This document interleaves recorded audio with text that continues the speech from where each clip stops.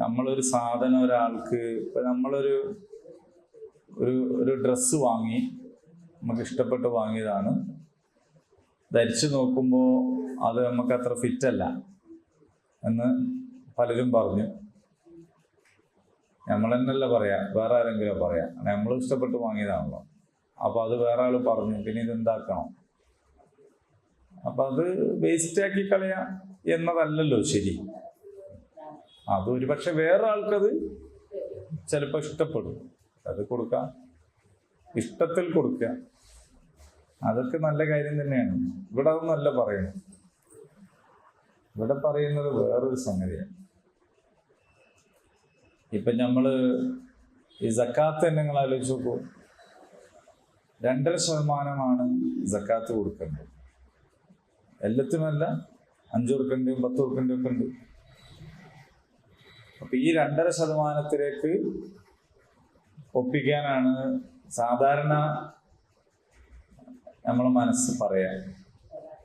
എന്ത് കൊടുക്കുന്നത് മുഴുവനും.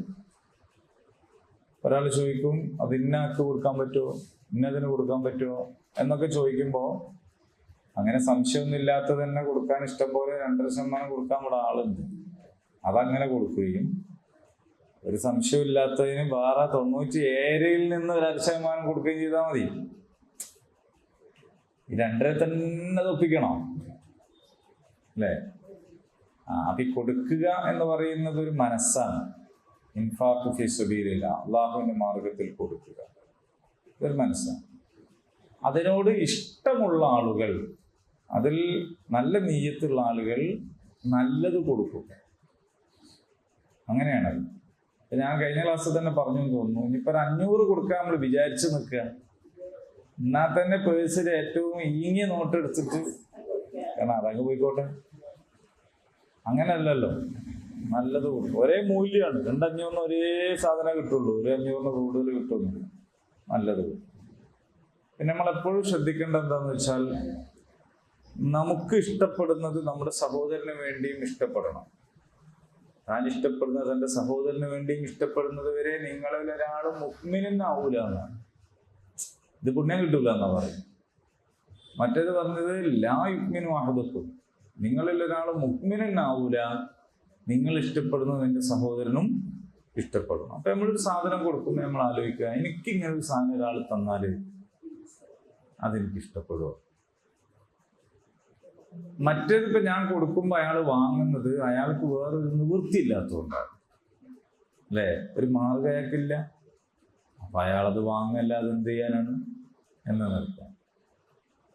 അപ്പോൾ ഈ വാങ്ങുന്ന ആളുടെ ഇഷ്ടവും അയാളുടെ അഭിരുചിയും അയാളുടെ താല്പര്യവും അയാളുടെ റാഹത്തും തൃപ്തിയും ഒക്കെ ഒരു പ്രധാനപ്പെട്ട ഘടകമാണ്.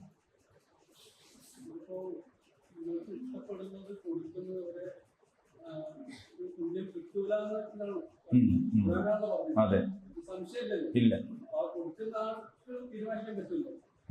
അപ്പൊ അതില് ഇവിടെ ചോദിച്ച ചോദ്യം പൊതുവിൽ അങ്ങനെ തന്നെയാണ് ചെയ്യുക. പക്ഷെ നമുക്ക് വേണ്ടാത്തൊരു സാധനം ഉണ്ടായെന്താക്കുന്നുള്ളതാണ്. അത് കൊടുത്താൽ കൂലി കിട്ടുമോ എന്നാണ്. സ്വാഭാവികമായിട്ടും നെയ്യത്തനുസരിച്ച് കൂലിയൊക്കെ കിട്ടും. പക്ഷെ കൊടുക്കേണ്ടത് ശരിക്കും എന്താണ്?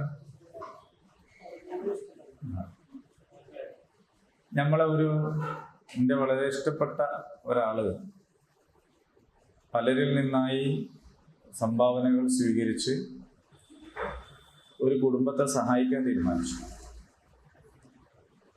അങ്ങനെ നന്നായിട്ട് അധ്വാനിച്ചിട്ടുണ്ട്, കഷ്ടപ്പെട്ടിട്ടുണ്ട്. എന്തിനു വേണ്ടി? ആ കുടുംബത്തിനൊരു വീടാവട്ടെ എന്ന് കരുതിയിട്ട്. പിന്നീട് ഒരിക്കൽ സങ്കടത്തോടെ എൻ്റെ അടുത്ത് വന്നിട്ട് പറഞ്ഞു, ഒരു വിധം ഞാൻ കഴിച്ചിലാക്കി അവരെ. നിങ്ങൾ ഇങ്ങനെ മടുത്തു പോയത് എന്താ? നിങ്ങൾക്ക് പ്രശ്നം പറ്റിയത്? അതൊന്നുമില്ലാന്ന്. ഓൾക്ക് ഇന്ന ജാതി ടൈല് വേണം പോലും, ഓൾക്ക് ടോയ്ലറ്റ് ആ ജാതി വേണം പോലും, അങ്ങനെയൊക്കെയാണ് ഓല് പറയുന്നത്. എങ്ങനെങ്കിലും അത് ഒഴിവാക്കി. ഞാൻ നിങ്ങളെ മനസ്സ് എനിക്ക് മനസ്സിലായി. കാരണം ഒന്നുമില്ലാത്തൊരവസ്ഥയിൽ നിങ്ങൾ അവരെ സഹായിച്ചതാണ്. അപ്പൊ അവര് പിന്നെ അതന്നെ വലിയ കാര്യമാണ്. ഓക്കെ, പക്ഷെ നിങ്ങള് അവർക്ക് ടൈൽ എടുക്കാൻ പോകുന്നു എന്ന് പറഞ്ഞാൽ അവർക്ക് അവരുടെ ഒരു ആഗ്രഹങ്ങളോട് പറയാലോ, ഇന്ന ജാതി ടൈലായിരുന്നു നല്ലത്. പൈസ ഉള്ള ഒരാള് ഇന്നിപ്പോ ഒരു തരം ടൈൽ ഒട്ടിച്ചാൽ വേണ്ടെങ്കിൽ 6 മാസം കഴിഞ്ഞ് വേറെ ഒട്ടിക്കാം. ഇതൊന്നുമില്ലാത്ത ആ കുടുംബത്തിന് നിങ്ങൾ ഒട്ടിച്ചു കൊടുക്കുന്നത് തന്നെയാണ് ഒരു ടൈല്. അപ്പൊ പിന്നെ അൺസൈസ് ആയതും ഔട്ട് ഓഫ് ഫാഷൻ ആയതും ഔട്ട്ഡേറ്റഡ് ആയിട്ടുള്ള പലജാതി വലുപ്പം നിറവും പലജാതി പോലൊക്കെ കൂടി ആയിട്ടുള്ള ഒരു സാധനം പുറയിൽ ഒട്ടിച്ചാൽ അതിനവർക്ക് മാറ്റാനൊന്നും കഴിയില്ലല്ലോ. അപ്പൊ ഇങ്ങനത്തതായാൽ നല്ലതായിരുന്നു എന്ന് പറഞ്ഞാൽ അത് പറയുന്നത് ഒരു തെറ്റല്ല, അവരുടെ ഒരു നന്ദികേടുമല്ല. നിങ്ങളോടുള്ള വിശ്വാസം കൊണ്ടും സ്നേഹം കൊണ്ടും നിങ്ങൾ അവരോട് കാണിച്ച ഗുണകാംക്ഷ ഉൾക്കൊണ്ടുകൊണ്ടുമാണ് എന്ത് ചെയ്യുന്നത് നിങ്ങളോട് പറയുന്നത്. അപ്പൊ നിങ്ങൾ അതിൽ വിഷമിക്കൊന്നും വേണ്ടതില്ല. വേണേ നിങ്ങൾക്ക് ഇങ്ങനെ പറയാം, എന്ത് മോളെ ഇപ്പോ ഇതിനെ കഴിയുള്ളൂ എന്നൊക്കെ പറഞ്ഞ് അവരെ കൺവിൻസ് ചെയ്യിക്കാണ് വേണ്ടത്. അല്ലെങ്കിൽ ഏതായാലും ഈ പിരിവെടുത്തില് രണ്ടാളോടുകൂടി ചോദിച്ചാൽ എല്ലാവരും കൂടി കിട്ടുമെങ്കിൽ ഓർക്ക് ഇഷ്ടപ്പെട്ടത് വാങ്ങിക്കൊടുക്കുകയാണ് നല്ലത്.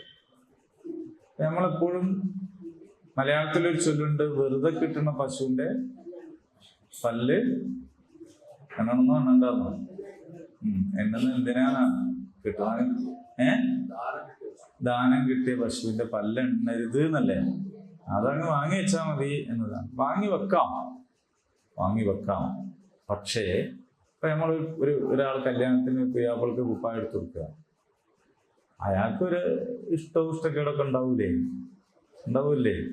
നമ്മളൊരു പെണ്ണിന് കല്യാണ ഡ്രസ്സ് എടുത്ത് കൊടുക്കുകയാണ്, പാവമാണ്, നിർധനയാണ്, സാധുവാണ്, പിരിവിട്ട് കല്യാണം നടത്തുകയാണ്, ഒക്കെയാണ്. ആ പുതിയൊന്നിനും ഒരു ആഗ്രഹമൊക്കെ ഉണ്ടാവൂലേ? അവർക്ക് ആകെ ഇല്ലാത്തത് എന്താണ്? പൈസ മാത്രമാണ്. ആഗ്രഹങ്ങൾക്ക് കുറവൊന്നുമില്ലല്ലോ. അപ്പൊ ഒരാൾക്ക് അത്യാഗ്രഹം ഉണ്ടാവരുത്, അവനാന് കഴിയാത്തത് മോഹിക്കരുത് എന്നതൊക്കെ ശരിയായതോടൊപ്പം ഒരു അടിസ്ഥാന ആഗ്രഹം ഒരു മനുഷ്യനുണ്ടാവൂലേ? അപ്പൊ ഏതായാലും നമ്മൾ വാങ്ങിക്കൊടുക്കാൻ തീരുമാനിച്ചാൽ അവർക്ക് ഇഷ്ടമുള്ളത് വാങ്ങിക്കൊടുക്കലല്ലേ നല്ലത്. നമ്മക്കാണ് അങ്ങനെ ഒരാൾ വാങ്ങിത്തരുന്നെങ്കിൽ നമ്മൾ ഇഷ്ടപ്പെടൂല, ഇഷ്ടക്കേട് നമ്മൾ പറയും. കാരണം നമ്മളടുത്ത് ഉള്ളത് കൊണ്ട് നമ്മൾ എന്ത് ചെയ്യും? ആ സ്വാതന്ത്ര്യം നമ്മൾ ഉപയോഗിക്കും. മറ്റാളത്ത് ഇല്ലാത്തത് കൊണ്ട് അയാൾക്കത് പറയാൻ കഴിയില്ല. അപ്പൊ അതുകൊണ്ട് ഒരാൾക്ക് കൊടുക്കുമ്പോൾ അവരെ സന്തോഷിപ്പിക്കുകയും നല്ലത് കൊടുക്കുകയും ചെയ്യുക എന്നൊരു സംഗതി. ഫിഖ്ഹിന്റെ കിതാബിൽ സക്കാത്തിനെ കുറിച്ച് പോലും പറയുന്നത് എന്താന്ന് വെച്ചാൽ, നിങ്ങൾ ഒരാൾക്ക് കച്ചവടം തുടങ്ങി കൊടുക്കുകയാണ് സക്കാത്ത് കൊണ്ട്. അങ്ങനെയാണെങ്കിൽ പച്ചക്കറി കച്ചവടം ചെയ്യുന്ന ആൾക്ക് തുടങ്ങി കൊടുക്കേണ്ടത് പച്ചക്കറിക്കടയാണ്. സ്വർണ്ണക്കട ആണ് തുടങ്ങി കൊടുക്കുന്നതെങ്കിൽ സ്വർണ്ണ കച്ചവടം അറിയുന്ന ഒരാൾ പൊളിഞ്ഞ് പാളീഷായി നിൽക്കുകയാണെങ്കിൽ അയാൾക്ക് നിങ്ങൾ ഒരു കടല വണ്ടി ഇട്ടെടുത്തിട്ട് കാര്യമില്ല. അപ്പൊ നമ്മളെ ചോദ്യം എന്താന്ന് വെച്ചാൽ, സക്കാത്തിന്റെ പൈസ കൊണ്ട് ഇപ്പൊ സ്വർണ്ണക്കൂടി തുടങ്ങി കൊടുക്കണോന്നാണ്. അങ്ങനെയാണ് കർമ്മശാസ്ത്ര വിധി. കാരണം എന്ന് പറഞ്ഞാൽ ഓന് കടല കച്ചവടം ചെയ്യാൻ അറിഞ്ഞൂടാ, ഓൻ അറിയേണ്ട കച്ചവടം എന്താണ്? സ്വർണ്ണം. അപ്പൊ ഇത് നമുക്ക് കഴിയില്ല എന്നുള്ള വേറെ കാര്യം. പക്ഷെ നമ്മൾ ഒരാൾക്ക് കൊടുക്കുമ്പോൾ ഇതൊക്കെ നമ്മളെ മനസ്സിൽ കണ്ടിട്ട് വേണം കൊടുക്കാൻ. ഇനിയിപ്പോ നിങ്ങളടുത്തുള്ള നേരത്തെ പറഞ്ഞൊരു മിക്സി, നിങ്ങൾ നല്ലൊരു മിക്സി വാങ്ങിക്കൊടുക്കുക. അതിന് കഴിയൂലെങ്കിൽ വേണ്ട, അത് കൊടുക്കുമ്പോൾ മോളെ ഇവിടെ ഇങ്ങനൊന്നും ഉണ്ടായില്ല, എനിക്ക് നന്നാക്കി എടുക്കാൻ പറ്റുകയും എടുത്തോട്ടോ, ഇല്ലെങ്കിൽ എടുക്കണ്ടേ, ഞെടങ്ങാറൊന്നും ആവണ്ടട്ടോ എന്ന് പറഞ്ഞിട്ട് വേണമെങ്കിൽ റിപ്പയർ ചെയ്തിട്ട് കൊടുക്കാം.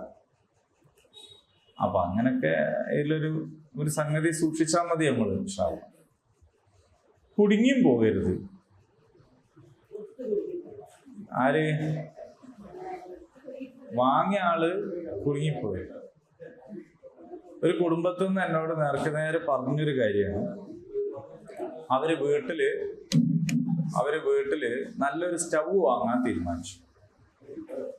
ഇത് കുറ്റ്യാടിയിൽ ഉണ്ടായ ഒരു അനുഭവം ഞാൻ പറയുന്നു. ആ താത്ത പറഞ്ഞില്ലേ, സ്റ്റൗ വാങ്ങാൻ തീരുമാനിച്ചു. ഓൽക്ക് അവരുടെ സ്റ്റൗവിനെ കുറിച്ചൊരു സങ്കല്പമൊക്കെ ഉണ്ട്, ഇങ്ങനത്തെ സ്റ്റൗ വാങ്ങണം എന്നൊക്കെ ഉണ്ടാവും വിചാരിച്ചോളൂ. ഇപ്പൊ പല ജാതിയില്ലേ. അപ്പൊ ആണ് ഇക്കാക്ക കയറി വരുന്നു. ഇക്കാക്ക പറഞ്ഞാൽ ഗ്യാപ്പുള്ള കാക്ക. എന്താ ഇവിടെ ഒരു ചർച്ച, ഒരു ഗൂഢാലോചന, തമാശക്ക് ചോദിച്ചാണ്. ഒന്നുമില്ല കാകെ, ഒരു സ്റ്റവ് വാങ്ങണം, അതിനുള്ള പുറപ്പാട്. എന്തിനാ പറയലുണ്ടല്ലോ ഒന്ന് ആരോ വരല് മൂപ്പര വരല്. ഒന്നും വേണ്ടാന്ന് പേർക്ക് പറയാൻ കഴിയുമോ നേരം? ഇല്ല. മൂപ്പര ഉടനെ വിളിച്ച്, എടാ ആ സ്റ്റവ് കൂടെ എടുത്തോണ്ട് പോകും. ആ സ്റ്റവ് എടുത്തോണ്ട് കുറിച്ച് ഓരോ ഇന്ന് സ്റ്റവ്. പൈസ ഇല്ലാത്തവരൊന്നല്ലേ, ഇത് ദാനം കൊടുക്കണമെന്നല്ല. സ്റ്റവില് വീട് തന്നെ വാങ്ങാൻ പൈസ ഉള്ള ഒരാളാണ്. പക്ഷേ അയാളെ ഭാര്യ സ്റ്റവ് വാങ്ങണം എന്ന് പറഞ്ഞപ്പോ മൂപ്പര് ആയിക്കോട്ടെ എന്നുള്ളവർക്ക് ഇറങ്ങുമ്പോഴാണ് ഇക്കാക്കന്റെ വരവ്. ഇക്കാക്കന്റെ വരവ് നല്ലൊരു വരവൊക്കെ തന്നെയാണ്. പക്ഷെ ഇക്കാക്ക ചെയ്തതും നല്ല കാര്യം തന്നെ. കാരണം എന്താ പറയുക, വെറുതെ എന്തിനാ ഓന്റെ പൈസ ഇട്ടാണ് ഇത് തിരിച്ചാക്കത്തണമെന്നല്ലേ. അതുപോലെ ഉണ്ട്, ആവശ്യമില്ല, കൊണ്ട കൊടുത്തു. എന്നിട്ട് ഇത് കൊണ്ട കൊടുത്ത് ഇവര് പറയാണ്, എന്താ ഇപ്പൊ ചെയ്യുക, ഇക്കാക്ക തന്ന മുതലാണ്, ഇക്കാക്ക തന്ന മുതലാണ്, അത് നമ്മൾ വേണ്ടെന്ന് അറിയാൻ പറ്റൂല. പക്ഷെ ഫലത്തിൽ സംഭവിച്ചത് എന്താന്ന് വെച്ചാൽ അതും കൊണ്ട് പോയെന്നു. അപ്പൊ അങ്ങനെ കൊടുത്തിട്ട് ഒരു ഒയലിച്ചുണ്ടായത് എന്നാണ്. അപ്പൊ ഈ ചരിത്ര സംഭവങ്ങളൊക്കെ ഞാൻ പറഞ്ഞപ്പോ നിങ്ങൾക്ക് മനസ്സിലായില്ലേ. അബൂ ത്വൽഹ റളിയല്ലാഹു അൻഹു തോട്ടം കൊടുത്തു എന്നൊക്കെ പറഞ്ഞത് അങ്ങനെ ഏറ്റവും ഇഷ്ടപ്പെട്ടത് നല്ലത് കൊടുത്തു. ഇനി നമ്മൾ ഇന്ന് ഓതിയ ആയത്തുകളിലേക്ക് നമുക്ക് പോകാം. എന്താന്ന് വെച്ചാല് അതിനൊരു പശ്ചാത്തലമുണ്ട്. നബി തിരുമേനി സ്വല്ലല്ലാഹു അലൈഹി വസല്ലം അള്ളാഹുവിന്റെ ദൂതരാണ് എന്ന് അവകാശപ്പെട്ട്, വെറുതെ അവകാശപ്പെട്ടതിൽ ഉള്ളത് തന്നെയാണ്, ഹക്കാണ്. അപ്പൊ അവിടെയുള്ള ജൂതന്മാരും ക്രൈസ്തവരും ഒക്കെ ഇതിനെങ്ങനെങ്കിലും ഒന്ന് നിഷേധിക്കണമല്ലോ. കാരണം അള്ളാന്റെ ദൂതനാണെങ്കിൽ പിന്നെ ഇവര് പറയുന്ന സംഗതികളൊക്കെ ക്യാൻസൽ ആയി പോരും. ഇപ്പൊ ഹുദൈബിയ സന്ധിയിൽ തന്നെ അള്ളാന്റെ റസൂലും ഖുറൈശികളും തമ്മിലുള്ള കരാർ എഴുതിയപ്പോ ഉടനെ ഖുറൈശികൾ പറഞ്ഞാൽ പറ്റൂല.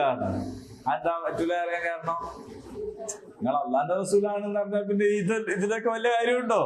നിങ്ങൾ പറയണ നമ്മൾ കേൾക്കാന്നല്ലേ ഉള്ളൂ. നിങ്ങൾ അള്ളാന്റെ റസൂലാണല്ലോ അംഗീകരിക്കാത്തത്, അതുകൊണ്ട് അത് എഴുതാൻ പറ്റൂല, മുഹമ്മദ് ബിൻ അബ്ദുല്ലാ എന്ന് എഴുതിയാൽ മതി എന്ന്. എന്നാ അത് ഞാനും സമ്മതിക്കൂല പറഞ്ഞിട്ടുണ്ടെങ്കിൽ ആ കരാർ നടക്കൂല. അപ്പൊ എന്നാ ആയിക്കോട്ടെ, മുഹമ്മദ് ബിൻ അബ്ദുള്ള, അതിൽ തെറ്റൊന്നുമില്ല, അബ്ദുല്ലാന്റെ മോൻ തന്നെയാണ്, അതിൽ സംശയമില്ല. അങ്ങനെയാണ്.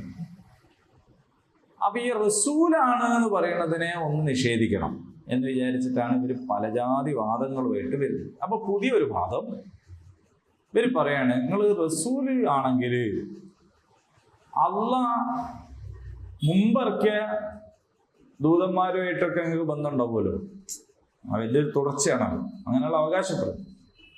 അങ്ങനെയാണെങ്കിൽ മുമ്പുള്ള ഒരു ഒട്ടകത്തെ തിന്നലില്ലേ, മൊയലിറച്ചി തിന്നൂലേ? നിങ്ങളിതെല്ലാം തിന്നുന്നുണ്ടല്ലോ, ഒട്ടകം. അപ്പോ പിന്നെ എന്തിനാ? അപ്പൊ അള്ളാഹ് വിലക്കിയ സാധനങ്ങളൊക്കെ നിങ്ങൾ തിന്നുന്നുണ്ടെങ്കിൽ പിന്നെ നിങ്ങൾ ഇന്ന് നബിയാണ്? നബിയല്ല. അപ്പൊ അതുകൊണ്ട് നിങ്ങൾ നബിയല്ല എന്ന് പറയാം.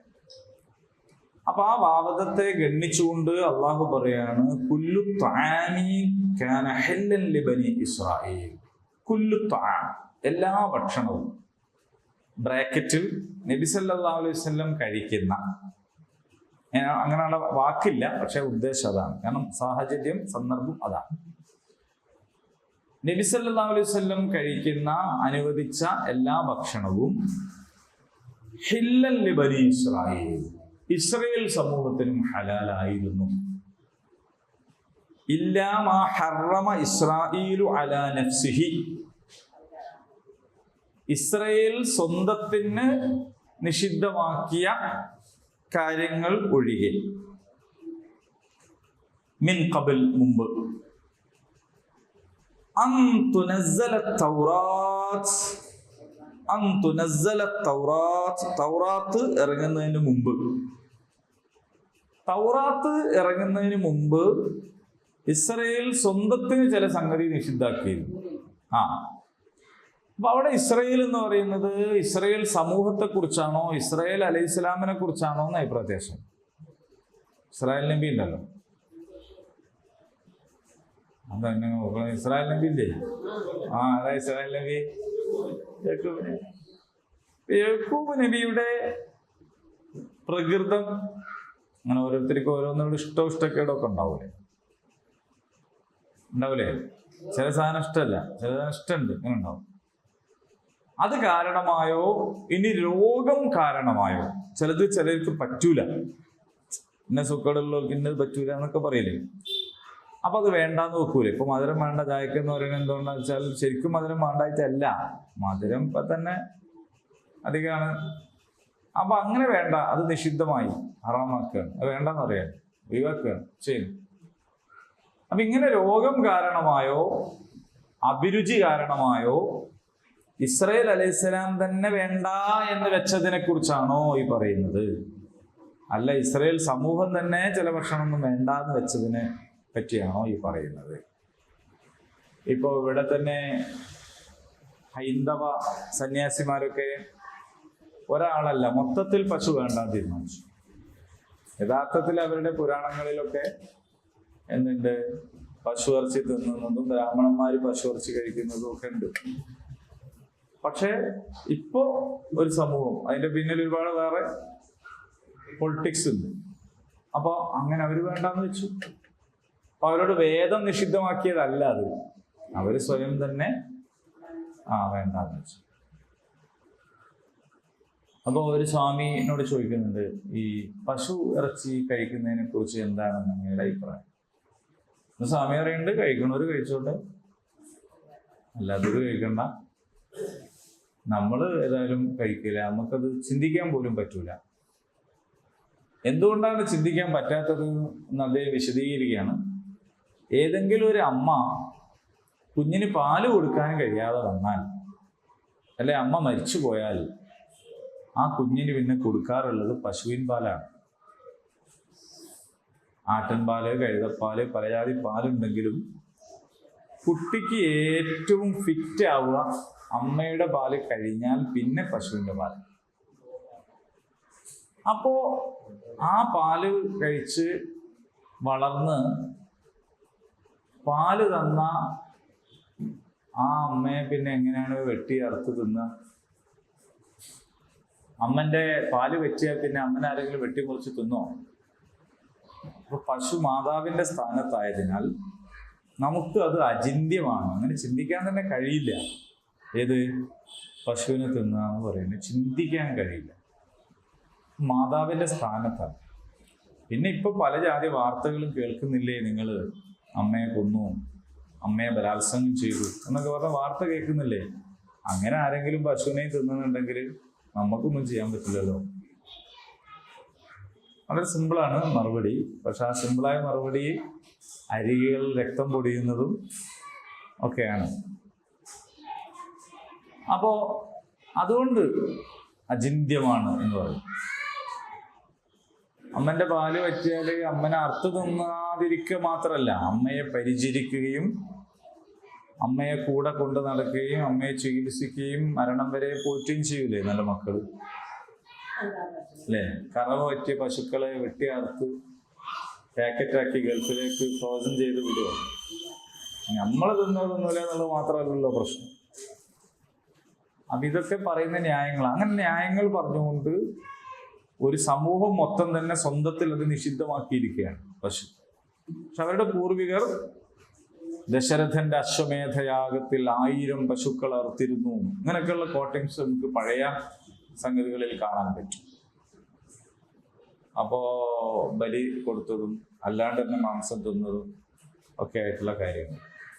അപ്പൊ അല്ലാഹു റബ്ബുൽ ഇസ്സത്ത് നമുക്ക് പാലിനും ഇറച്ചിക്കും ഒക്കെ വേണ്ടി പടച്ചൊന്നാണിത്.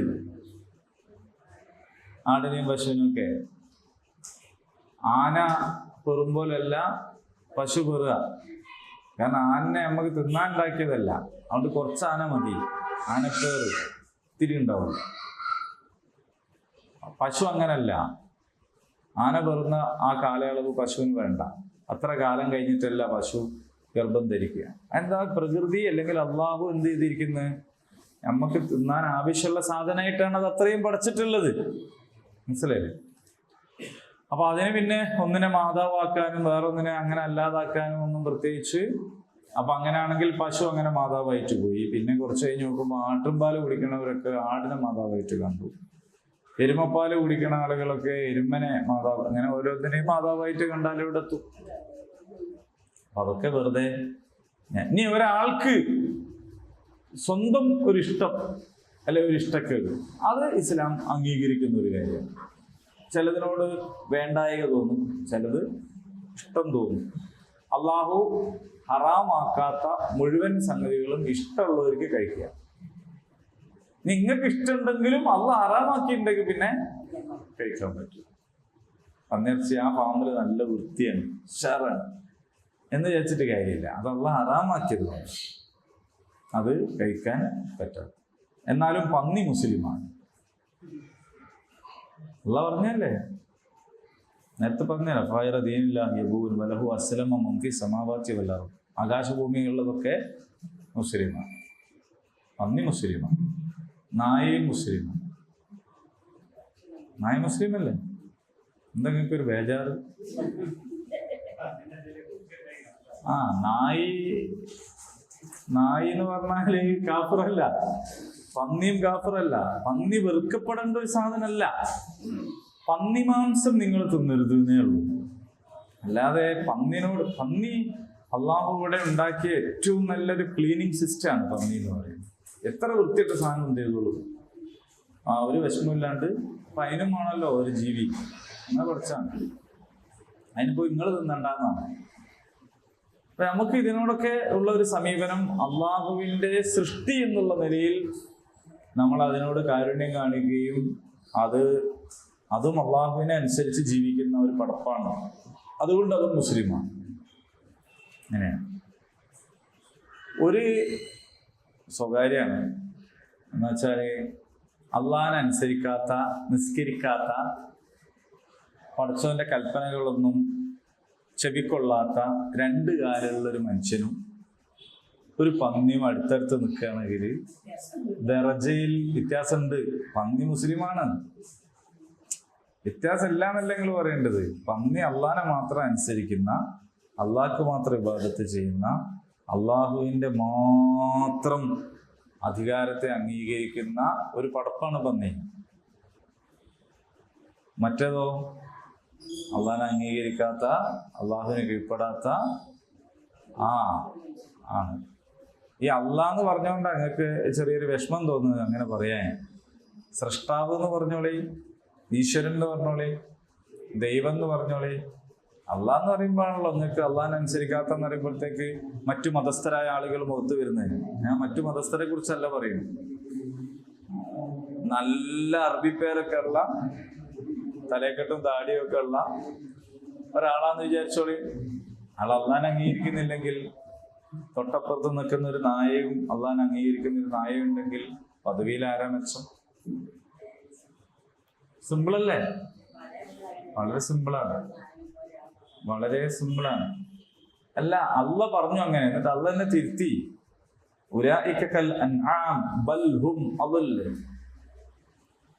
ആയിട്ടിങ്ങനെ നാക്കാലികളെ മാതിരിയാണെന്ന് പറഞ്ഞു. പെട്ടെന്ന് ഉടനെ അള്ള തന്നെ പറയാണ് ബൽ ഹും അളൽ. അള്ളാഹ് തെറ്റിപ്പോയിട്ടല്ല, അതിന്റെ ഒരു ഗൗരവം മനസ്സിലാക്കാനാണ് ആദ്യം പറഞ്ഞത്. അല്ലാണ്ട് ആദ്യം തന്നെ അള്ളാഹ് ഇങ്ങനെ പറഞ്ഞാൽ പോരെ. അവർ നാൽക്കാലികളെ പോലെയാകുന്നു, ബൽഹും അളൽ, അല്ല അതിനേക്കാൾ താഴെയാകുന്നു. അപ്പൊ പദവിയിൽ അതിനേക്കാൾ താഴെയാണ്. അപ്പൊ സർവശക്തനായ ദൈവം തമ്പുരാനെ, ഹിന്ദുവിന്റെയും മുസ്ലിമിന്റെയും ക്രിസ്ത്യാനിന്റെയും ഒക്കെ സാക്ഷാൽ സൃഷ്ടാവായ ദൈവത്തിന് കീഴ്പ്പെടാത്ത ഒരാൾ ഇതിനേക്കാൾ താഴെയാണ് എന്നത് വളരെ സിമ്പിളായ ഒരു കാര്യമാണ്. യജമാനനെ അംഗീകരിക്കുന്നു, നമ്മൾ അംഗീകരിക്കാതിരിക്കുന്നു എന്ന വ്യത്യാസമാണ് അതിലുള്ളത്. അപ്പോൾ അലാ നഫ്സിഹി മിൻ ഖബൽ അൻ തുനസ്സല തൗറാത്ത്, ഖുൽ പറയുക, ഫഅതു ബിത്തൗറാത്ത്, നിങ്ങൾ തൗറാത്ത് കൊണ്ടുവരൂ. പ്രമാണം തൗറാത്ത് കൊണ്ടുവരൂ. ഫത്ലൂഹ, എന്നിട്ട് നിങ്ങളത് വായിക്കൂ. ഇൻ കുൻതും സാദിഖീൻ, നിങ്ങൾ സത്യസന്ധരാണെങ്കിൽ. എന്നിട്ട് അതിലുണ്ടോ എന്ന് പറഞ്ഞേരി. ഒട്ടകം തിന്നാൻ പാടില്ല എന്നുണ്ടെങ്കിൽ മുയലിന് തിന്നാൻ പാടില്ല. നബി സല്ലല്ലാഹു അലൈഹി വസല്ലം കഴിക്കുന്ന ഏതെങ്കിലും ഒരു ഭക്ഷണം കഴിക്കാൻ പാടില്ല എന്ന് തൗറാത്ത് പറഞ്ഞിട്ടുണ്ടോ നോക്കുക. നിങ്ങൾ കഴിക്കുന്ന കുറെ സാധനം കഴിക്കണ്ടെന്ന് തൗറാത്ത് പറഞ്ഞിട്ടുണ്ട്.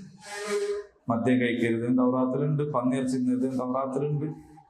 ഈ ഓൾഡ് ടെസ്റ്റ്മെന്റ് അല്ലെങ്കിൽ പഴയ നിയമത്തെ നിങ്ങൾ അലമാരയിൽ സൂക്ഷിച്ചിട്ടാണ് എന്ത് ചെയ്യുന്നത്? ഈ പന്നിയിറച്ചി തിന്നത്. ഇപ്പൊ ഞങ്ങളോട് ദേഷ്യം പിടിച്ചിട്ട് തോന്നെ തിന്നാണ് ചില ആൾക്കാർ. ആർക്ക് പോയി? പന്നിയിറച്ചി അവനാന്റെ തടിക്ക് പറ്റാത്തൊരു മുതലും കൂടിയാണ്. പക്ഷെ നമ്മളോട് ദേഷ്യം പിടിച്ചിട്ട് പന്നിയിറച്ചി തോന്നെ തിന്നാം. ദേഷ്യം പിടിച്ച് തിന്നാൽ തന്നെ അത് ശരീരത്തിന് പ്രശ്നം ഉണ്ടാകും. യഥാർത്ഥത്തിൽ നിങ്ങളെ കിതാബിൽ അത് തിന്നരുതെന്നുണ്ട്. പക്ഷെ നിങ്ങള് ആ പ്രമാണം കൊണ്ടുപോകാം. അപ്പൊ മുഹമ്മദ് നബി സല്ലല്ലാഹു അലൈഹി വസല്ലം ഭക്ഷിക്കുന്ന എന്തെങ്കിലും ഒന്ന് അള്ളാഹു വിരോധിച്ചിട്ടുണ്ടെങ്കിൽ അത് നിങ്ങളെ തൗറാത്തിൽ കാണും. നിങ്ങളെ കയ്യിലല്ലേ തൗറാത്ത് ഉള്ളത്, അത് കൊണ്ടുപോവാ എന്ന് അള്ളാഹു പറയാം.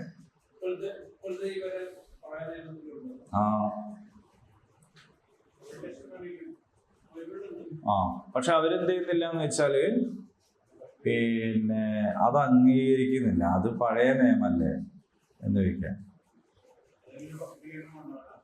അതിലെന്തെല്ലാം നിരോധിച്ചിട്ടുണ്ട്? വിഗ്രഹാരാധന നിരോധിച്ചിട്ടുണ്ട്. എന്നിട്ടോ അതിപ്പോ നമ്മളെ സമുദായത്തിൽ തന്നെ അള്ളാഹു തൗഹീദ് പഠിപ്പിച്ചിട്ട് പറയാണ്, നിങ്ങൾ നിങ്ങളുടെ പൂർവികരോട് ചോദിച്ചു നോക്കൂ, ഇങ്ങനെ തന്നെ അല്ലേ എന്ന് ചോദിച്ചു നോക്കൂ. ആ ആയത്തെടുത്തിട്ടാ പറയണത് പൂർവികരോട് ചോദിക്കാൻ അള്ളാഹ് പറഞ്ഞാണല്ലോ. എത്ര പനി പറയാം. നിങ്ങൾ അള്ളാഹ്ക്ക് മാത്രം അടിമപ്പെടണം എന്നാണ് അള്ളാഹ് പഠിപ്പിച്ചത്. നിങ്ങൾ നിങ്ങളെ പൂർവികരോട് ചോദിച്ചു നോക്കൂ, ഇങ്ങനെ തന്നെ അല്ലേ പഠിപ്പിച്ചത്. ആ ആയത്തെടുത്തിട്ട് പറയാണ് അള്ളാഹിനോട് മാത്രമൊന്നല്ല പൂർവികരോടും ചോദിക്കാൻ അള്ളാഹ് പറഞ്ഞിരിക്കുന്നു. നമുക്ക് നോക്കാം. ആപങ്ങൾ ആലോചിച്ച് നോക്കൂ. അപ്പൊ അള്ളാഹിനെ മാത്രം ഇബാദത്ത് ചെയ്യണമെന്ന് പഠിപ്പിച്ച ആയത്ത് തന്നെ അതല്ലാത്തവരെ വിളിച്ച് പ്രാർത്ഥിക്കാൻ ഉപയോഗിക്കുന്ന തരികിട. ആ തരികിടയാണ് പഴയ കാലത്ത് എന്താക്കിയത്? കാണിച്ചത്. നമ്മൾ ചാണിന് ചാണായും മുഴത്തിന് മുഴമായും ഇവരെന്ത് ചെയ്യാണ്? അംഗീകരിക്കുകയും പിന്നാലെ കൂടുകയുമാണ് ചെയ്യുന്നത്. അപ്പൊ ഈ ജാതി പിന്നെ ആരോപണവുമായിട്ട് വരുന്ന നിങ്ങളുടെ കയ്യിലുള്ള തൗറാത്ത് കൊണ്ടുവരൂ എന്ന് പറയാം.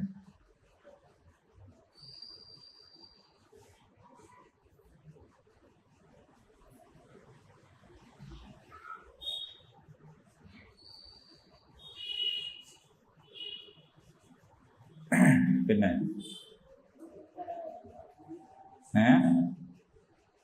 എന്താ ചോദിച്ചേ? അതെ, ഓതി തരാം. അവസാനം നോക്കി.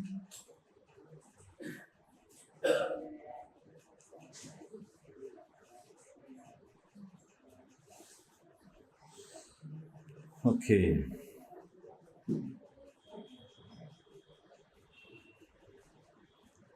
പിന്നെ അള്ളാഹു പറയാണ്,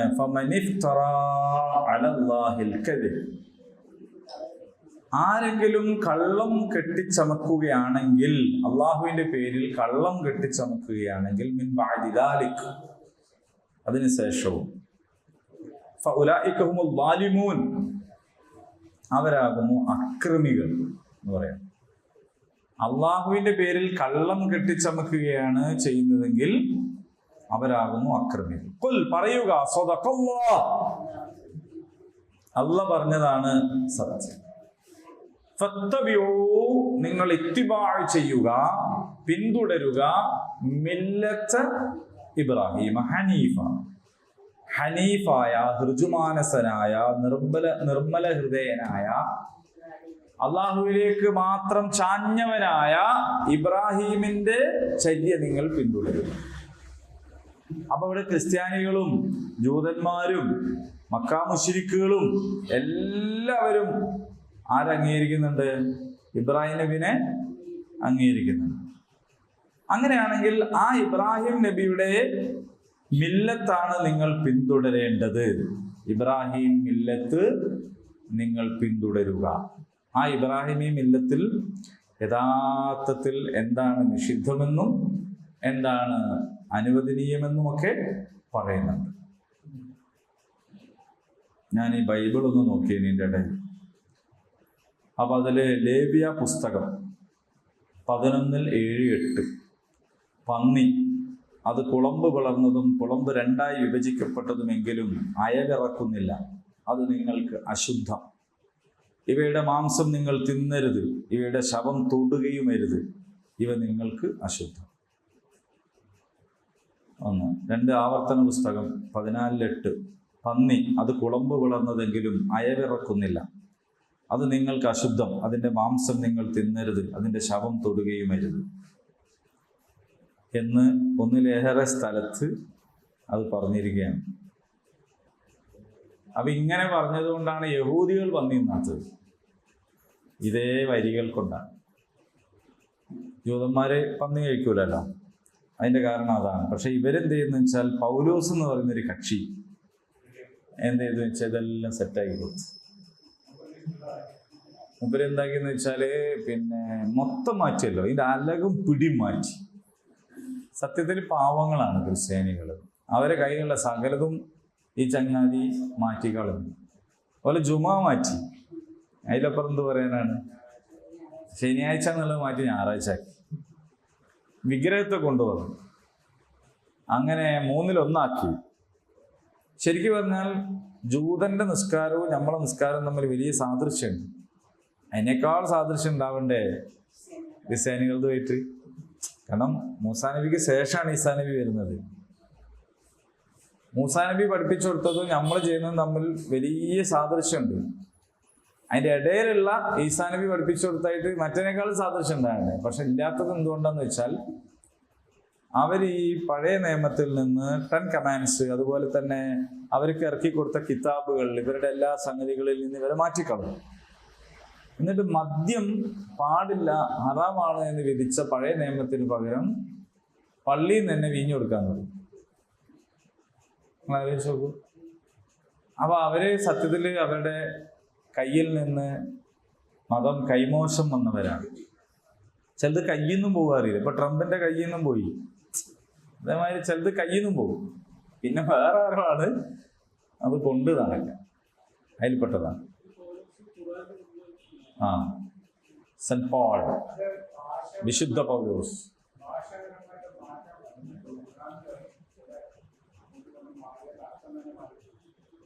അതിനെപ്പറ്റി ഇവിടെ പറയുന്നുണ്ടല്ലോ. നമ്മളതിന്റെ മുമ്പ് അത് വായിച്ചു. നമ്മൾ വായിച്ചപ്പോൾ അതിൽ പറഞ്ഞു ചില പദങ്ങൾ എന്ത് ചെയ്തിട്ടുണ്ടെന്ന് വെച്ചാൽ അവർ വക്രീകരിച്ചുകൊണ്ട് പറയുകയാണ് ചെയ്യുന്നത്. ചില പദങ്ങളെ അവരെന്ത് ചെയ്യുന്നു വെച്ചാൽ തെറ്റിച്ചു പറയും. അങ്ങനെ തെറ്റിച്ചു പറഞ്ഞിട്ട് ഇവരെ വഴിതെറ്റിക്കുകയാണ് ചെയ്തത്. അവര് അറബികളെ അങ്ങനെ തന്നെ വഴിതെറ്റിക്കാൻ വേണ്ടിയിട്ട് ശ്രമിച്ചിട്ടുണ്ട്. അക്ഷരങ്ങൾ മാറ്റി പറഞ്ഞിട്ട് സലാം പറയുന്നവർക്ക് അവര് അക്ഷരങ്ങൾ മാറ്റിയില്ലേ? അസ്സലാമു അലൈക്കും എന്നൊക്കെ പറഞ്ഞിട്ട്. അങ്ങനെ ബൈബിൾ ഓതുമ്പോൾ അവരെന്ത് ചെയ്തു എന്ന് വെച്ചാൽ അങ്ങോട്ടും ഇങ്ങോട്ടൊക്കെ മാറ്റുകയൊക്കെ ചെയ്തു എന്നുള്ളതാണ്. ഈ സെന്റ് പോളിന്റെ കാലം എന്ന് പറയുന്നത് AD 5-നും 10-നും ഇടയിലാണ്. അപ്പോ അവിടെ വെച്ച് ആണ് അദ്ദേഹം ഈ പറഞ്ഞ പണികൾ കംപ്ലീറ്റ് ചെയ്തത്.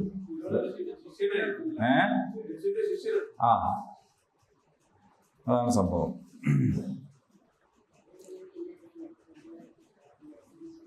പക്ഷെ അവർക്ക് അത് മനസ്സിലാവണില്ല എന്ന് എന്ത് ചെയ്യാനാണ്? പൗലോസ്. ഓക്കെ നമ്മൾ തിരിച്ചു വരാം. അപ്പൊ രണ്ടാമത്തെ പിന്നത്തെ ഒരു വാദം എന്താന്ന് വെച്ചാല് അപ്പോ ഖുൽ സദഖല്ലാഹു ഫത്തബിഉ മില്ലത ഇബ്രാഹിമ ഹനീഫ വമാ കാന മിനൽ മുശ്രിക്കീൻ. ഇബ്രാഹിം നബി ശിർക്ക് ചെയ്തിരുന്നില്ല, ശിർക്ക് ചെയ്യുന്നവനായിരുന്നില്ല. അപ്പൊ നിങ്ങൾ ഇബ്രാഹിമിന്റെ മില്ലത്തിനെ പിന്തുടരുക. ഈ പറഞ്ഞ ഇസ്രായേലിന്റെ പിതാവ്, ഇസ്ഹാക്കിന്റെ പിതാവ് അബ്രഹാം, അതാണല്ലോ ഇബ്രാഹിം. ആ മില്ലത്ത് പിന്തുടരുക എന്ന് പറയാം. അതെല്ലാവർക്കും ബാധകമാണ്.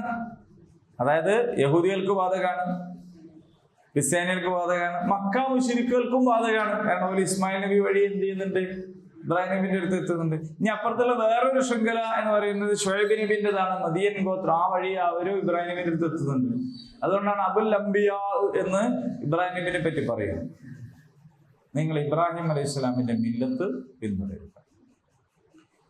അപ്പൊ ചോദ്യം അല്ലെങ്കിൽ വേറൊരു ആരോപണം എന്താണെന്ന് വെച്ചാൽ, അള്ളാന്റെ അടുത്ത ആളാണ്, അള്ളാന്റെ റസൂലൊക്കെ ആണെങ്കിൽ പിന്നെന്ത് ഈ കഅബന്റെ മുകളിൽ ഇങ്ങനെ ചുറ്റിത്തിരിയുന്നത്? ബൈത്തുൽ മുഖദ്ദിസ് അല്ലേ ശരിക്കും ഉള്ളത് എന്ന് ചോദിക്കാം. അപ്പോഴാണ് അള്ളാഹ് പറഞ്ഞത് ഇന്ന അവ്വല ബൈത്തിൻ വുദിഅ ലിന്നാസ് ലല്ലദീ ബിബക്കത മുബാറകൻ വഹുദൻ ലിൽ ആലമീൻ. നിശ്ചയമായിട്ടും അവ്വല ബൈത്ത്, ആദ്യത്തെ ഭവനം, വുദിഅ ലിന്നാസ്, ജനങ്ങൾക്ക് വേണ്ടിയുള്ള നിർമ്മിക്കപ്പെട്ട ആദ്യത്തെ ഭവനം, ലല്ലദീ ബിബക്ക, ബക്കയിൽ ഉള്ളതാണ്. എവിടെ ഉള്ളതാണ്? ബക്ക. അത് അച്ഛൻ തെറ്റിപ്പോയതാ? ഒന്നുമില്ല. മക്ക എന്ന് പറയുന്ന അടുത്ത് ബക്ക എന്ന് ആയിപ്പോയതല്ല, മക്കയുടെ ഒരു പേരാണ് ബക്ക. ഉമ്മുൽ ഖുറ എന്ന് വേറൊരു പേരുണ്ട് അല്ലേ? മക്കൾക്ക് ഒരുപാട് പേരുകളുണ്ട് കേട്ടോ. മക്കൾക്കല്ല, മക്കൾക്ക് ഒരുപാട് പേര്. മക്ക, ബക്ക. മക്ക എന്ന് ഖുറാനിൽ പറഞ്ഞു, ബക്ക എന്ന് പറഞ്ഞു, ഉമ്മുൽ ഖുറ ഒക്കെ പറഞ്ഞു. അപ്പൊ ഇവിടെ ബക്ക, ബക്ക എന്ന് പറയുന്നതിന്റെ പദ അർത്ഥം തൊലികൾ തമ്മിലൊരിയുന്ന എന്നാണ്. തൊലി തമ്മിലൊരിയ എന്ന് പറഞ്ഞാൽ അവിടെ നമുക്കറിയാലോ, തവാഫും സഅയും സംഗതിയും ഒക്കെ നടക്കുമ്പോൾ മനുഷ്യന്മാരും കറുത്തവനും വെളുത്തവനും ഒക്കെ തമ്മിൽ തട്ടി തൊലികൾ ഉരയും. പിന്നെ ഇവിടുന്ന് ഹജ്ജും ഉംറയ്ക്കൊക്കെ പോണവർക്ക് അറിയാം, നടന്ന് ശീലമില്ലാത്തവന്റെ അവനാന്റെ കാല് തന്നെ തമ്മിൽ ഒരിഞ്ഞിട്ട് പൊട്ടി. അപ്പൊ തൊലികൾ തമ്മിൽ ഒരിയും. ഈ ബക്ക എന്ന് പറയുന്നത് കഅബ നിൽക്കുന്ന ആ പ്രദേശത്തിന് പറയുന്നതാണ് എന്നും അഭിപ്രായമുണ്ട്. മൊത്തം മക്ക എന്ന് പറയും, ആ കഅബ നിൽക്കുന്ന സ്ഥലമുണ്ടല്ലോ, അതിനാണ് ബക്ക എന്ന് പറയുന്നത്. എന്തായാലും ഖുർആനിൽ വന്നിട്ടുള്ള ഒരു പദമാണ് ബക്ക. ലല്ലദീ ബിബക്കത മുബാറക, അനുഗ്രഹീതമായിട്ടുള്ള മക്കയിൽ ഉള്ളത് തന്നെയാണ് ആദ്യത്തെ ദേവാലയം. വഹുദൻ ലിൽ ആലമീൻ, ലോകർക്ക് മാർഗദർശനവുമാണ്. അപ്പൊ ഇബ്രാഹിം നബിയാണ് ഇത് ഉണ്ടാക്കിയതല്ലോ. ഇത് നമ്മള് ഏതോ ഒരു ക്രിസ്ത്യാനികൾക്ക് അറിഞ്ഞുകൂടാത്ത, യഹൂദികൾക്ക് അറിഞ്ഞുകൂടാത്ത ഏതോ ഒരാൾ ഉണ്ടാക്കിയതല്ല. ഇതുണ്ടാക്കിയത് ഇവർക്ക് എല്ലാവർക്കും വേണ്ടപ്പെട്ട ആൾ തന്നെയാണ് ഉണ്ടാക്കിയിട്ടുള്ളത്. ജനങ്ങൾക്ക് വേണ്ടിയുള്ളതാണ്. തൊലി തമ്മിൽ തട്ടുന്നതിനെ കുറിച്ച് പറയുമ്പോഴേ, ഇന്നലെ ഞാൻ ഒരു ഹജ്ജ് ക്യാമ്പിൽ ഹജ്ജ് ക്ലാസ് എടുത്തു, കർമ്മങ്ങൾ പഠിപ്പിച്ചു കൊടുത്തു കഴിഞ്ഞപ്പോൾ ഒരാളെ ചോദിച്ചു, നിങ്ങൾ പറഞ്ഞു തവാഫ് ചെയ്യുമ്പോൾ പൊതുവാണ്. അപ്പൊ ഈ പെണ്ണുങ്ങളും ആണുങ്ങളും എല്ലാം കൂടിയാണല്ലോ, അവർക്ക് വേറെ വേറെ ഇല്ലല്ലോ, ലേഡീസ് ഓൺലി കാബല്ലല്ലോ. അപ്പോ തൊട്ടൊക്കെ പോകൂലേ, അപ്പൊ ഇങ്ങനെ എന്ത് ചെയ്യും? അപ്പോ സ്ത്രീ പുരുഷന്മാർ പരസ്പരം സ്പർശിച്ചാൽ ഒതുമുറിയും എന്ന നിലക്കാണ് ആ ചോദിക്കുന്നത്. എന്താ ചെയ്യാ?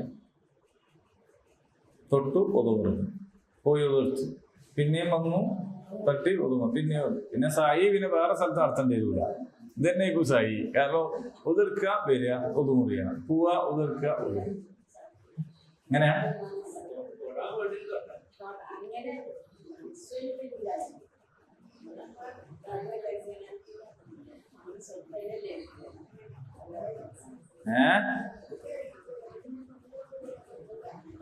എന്താക്കൂ? മൊത്തം പോയോ? അപ്പൊ ഷാഫി മദ്ഹബ് അനുസരിച്ച് ഒതുമുറിയും. സ്ത്രീയും പുരുഷൻ, ഭാര്യയും ഭർത്താവും തൊട്ടാൽ തന്നെ ഒതുമുറിയും. പിന്നെ അപ്പുറത്തെ പേരെ ഭാര്യനെ തൊട്ടാൽ പിന്നെ എന്തായാലും മുറിയില്ല. അവനാരെ ഭാര്യനെ തൊട്ടാൽ ഒതുമുറിയും. പിന്നെ വേറൊരുത്തന്റെ ഭാര്യനെ തൊട്ടാൽ പറയാനുണ്ടോ?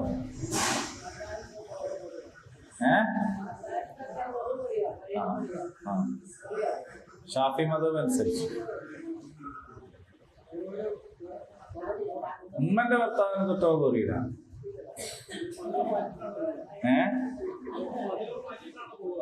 അതെ, ആപ്പന്റെ ഭാര്യനെ തൊട്ടാലും മുറിയില്ല. അതേസമയം അവനാന്റെ ഭാര്യനെ ഭർത്താവിനെ തൊട്ടോ അത് മുറിയുന്നതാണ് ഷാഫി. അതിന്റെ വിഷയം എന്താന്ന് വെച്ചാല്, ഖുറാനിലൊരു ആയത്തുണ്ട്, നിങ്ങൾ സ്ത്രീകളെ സ്പർശിക്കുകയും പിന്നീട് വെള്ളം ലഭിക്കാതെ വരികയും ചെയ്താൽ തൈമം ചെയ്യണം. അപ്പോ ആ ആയത്തിന്റെ വിശദീകരണമായിക്കൊണ്ടാണ് ഇത്തരം വിധികൾ വന്നിട്ടുള്ളത്. അപ്പൊ അവിടെ മസ്സ, സ്പർശിച്ചു എന്ന പദമാണ് ഉപയോഗിച്ചത്. അപ്പൊ സ്പർശിക്കുക എന്ന് പറഞ്ഞാൽ, അപ്പൊ സ്ത്രീകളെ സ്പർശിച്ചു, പിന്നെ നിങ്ങൾക്ക് വെള്ളം കിട്ടിയില്ല എന്ന് പറഞ്ഞാൽ പിന്നെ ഉതെടുക്കാനൊന്നും കഴിഞ്ഞില്ല, അപ്പൊ നിങ്ങൾ തയമം ചെയ്യാൻ പറഞ്ഞു. അപ്പൊ ഉതെടുക്കാൻ മാത്രമല്ല വെള്ളം കിട്ടാത്ത, കുളിക്കാനും വെള്ളം കിട്ടിയില്ല.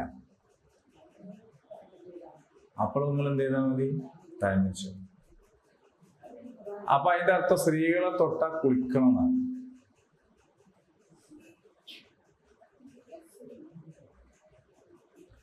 അപ്പോ കുളിക്കണ തൊടൽ എന്ത് തൊടലാണെന്നാണ് പിന്നത്തെ ചർച്ച. മനസ്സിലായോ? അപ്പൊ അവിടെ സ്പർശനം എന്ന് പറയുന്നത് കൊണ്ട് ഉദ്ദേശം ഇങ്ങനെ തൊടലല്ല, സുചിടുന്നമാതിരി തൊടലല്ല. അത് സ്ത്രീ പുരുഷ ശാരീരിക ബന്ധത്തെ കുറിച്ചാണ് പറയുന്നത്. അങ്ങനെ സംഭവിച്ചിട്ട് വെള്ളം കിട്ടിയിട്ടില്ലേ തയമം ചെയ്യണമെന്നാണ് പറഞ്ഞത്. ഒതെടുക്കണമെങ്കിലും കുളിക്കണമെങ്കിലും വെള്ളം കിട്ടിയില്ല എന്താ ചെയ്യാ? തയമം ചെയ്യണം. അത് കേവല സ്പർശനമല്ല എന്ന അഭിപ്രായത്തിലാണ് ഉള്ളത്. അതേസമയം ഷാഫി മദ്ഹബ് അനുസരിച്ച് സൂക്ഷ്മതയുടെ മദ്ഹബാണ്.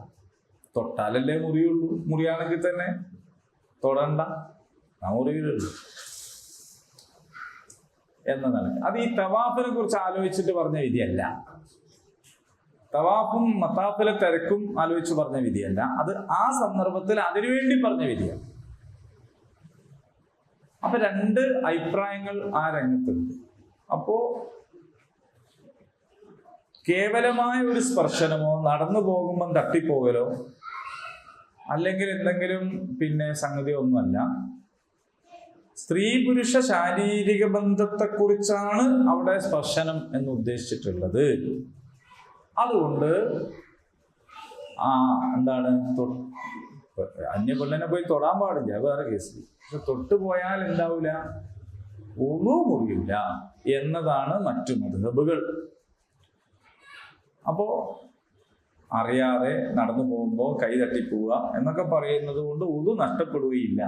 ഭാര്യനെ തൊട്ടാലും എന്തായാലും അതുകൊണ്ട് തന്നെ മുറിയില്ല. അപ്പൊ നബി സ്വല്ലല്ലാഹു അലൈഹി വസല്ലം ആയിഷ റളിയല്ലാഹു അൻഹയെ ചുംബിച്ചതിന് ശേഷം ഉദു എടുക്കാണ്ട് പോയി നിസ്കരിച്ചിട്ടുണ്ട്. അതൊരു സുന്നത്താക്കി എടുക്കണ്ട. കാരണം എന്ന് പറഞ്ഞാല് അത് നബിയുമാണ്, ആയിഷ ബീവിയും ഒക്കെയാണ്. അപ്പൊ അങ്ങനെ കഴിഞ്ഞോളന്നില്ല ചിലപ്പോ.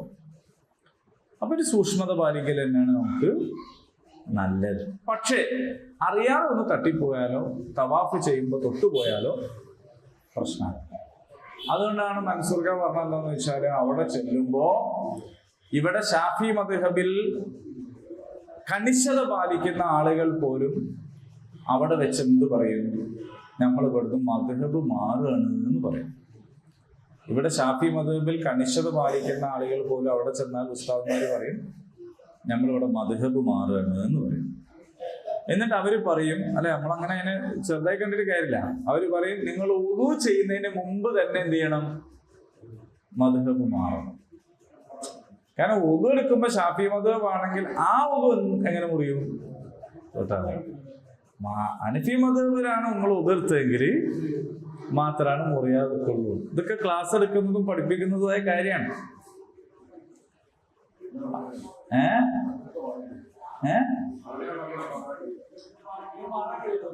മാറാൻ കഴിയും. അതിന്റെ പ്രശ്നം എന്താന്ന് പറയുന്നത്, ഈ മദ്ഹബ് എന്ന് പറയുന്നതിനെ നമ്മൾ എങ്ങനെ കാണുന്നു എന്നതിനനുസരിച്ചാണ്.